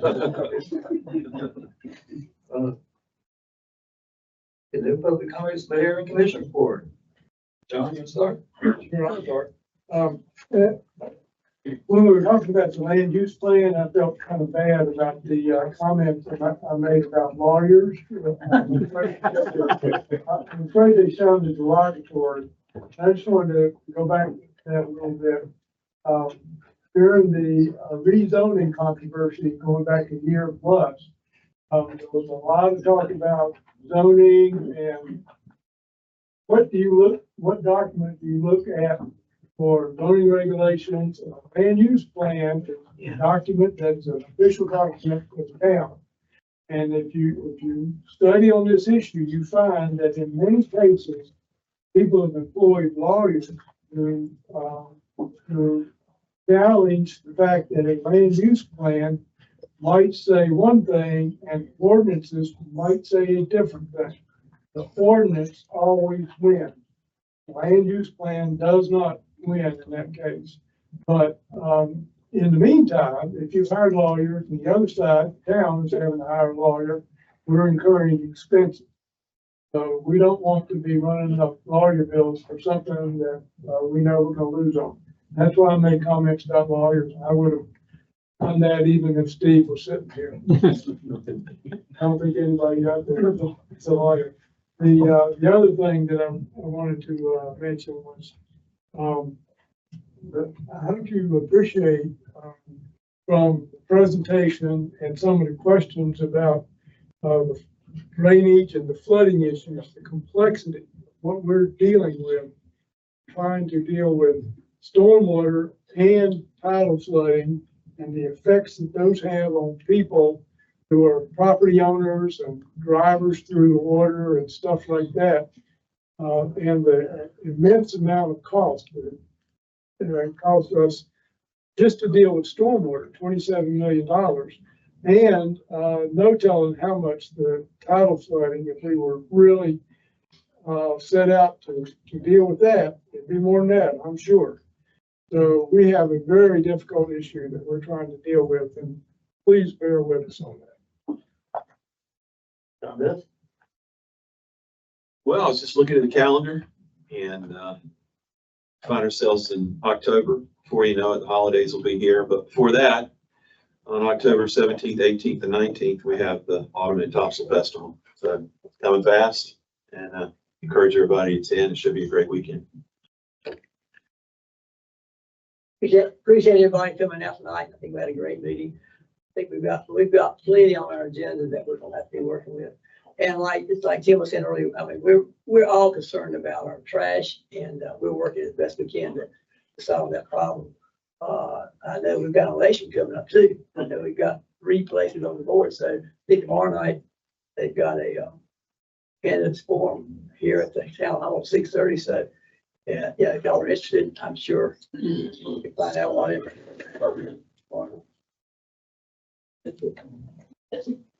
I have nothing. Thank you for coming, and the weather's gonna be great for autumn. The shortest one. I'm done. You gonna make up for it? No.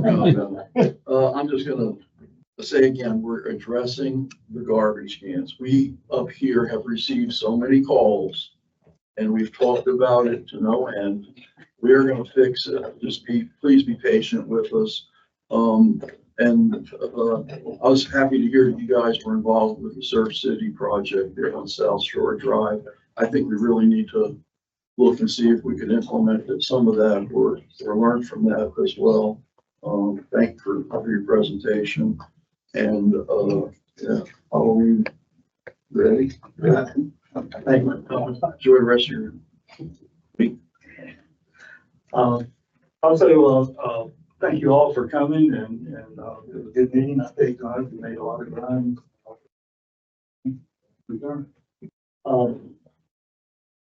Halloween is coming. Gonna miss the quarter moon party and all the costumes I used to see. So I hope there's gonna be someone else to come forward. Also with the Autumn with Topsail, again, that's an important venue for our town. Brings a lot of people here. And the next is the elections. Regardless of who you want to vote for, get out and vote, please. That's the only thing that we have we can go across our job to. So if you would, please vote. But thank you all for attending. I have a motion to adjourn. Second. Yeah. So eager. My favorite. Come